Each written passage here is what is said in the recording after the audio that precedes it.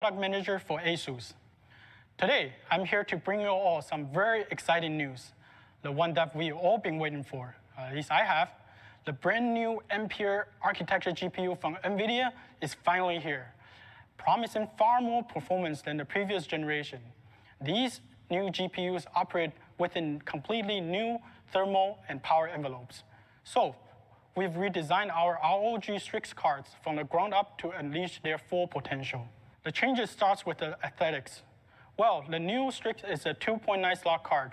We've implemented an ID that looks sleeker than the 2.7 slot last generation Strix, and incorporate the same design language as our latest ROG Strix motherboard. The metal accents give the card a premium look and feel, and embedded addressable RGB lightings can be controlled via Aura software to add a dash of color to your build. In a future software update, the addressable strip will also be able to display GPU temperature as color. Of course, you can also switch all the lightings off if you prefer a stealthier rig.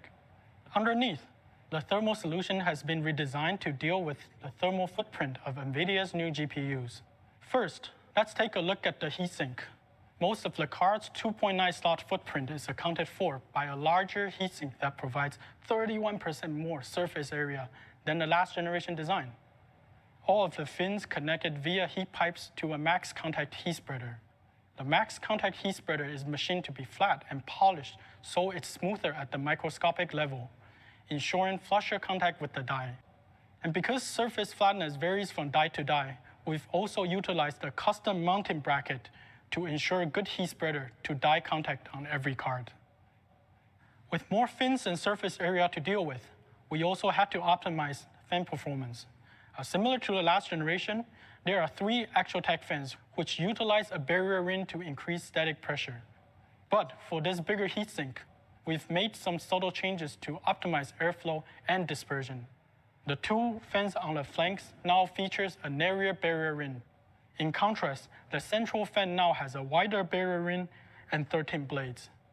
This allows the side fans to intake more air laterally without disturbing the airflow of the central fan, which needs to maintain at higher static pressure because it resides directly on top of heat spreader and the GPU.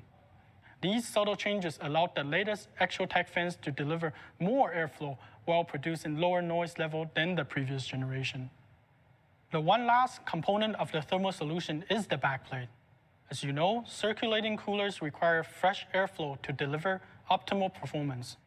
So we intentionally shortened our PCB to create a vent hole for hot air to travel through the backplate and toward chassis exhaust fans, so this can prevent hot air being recycled by the GPU.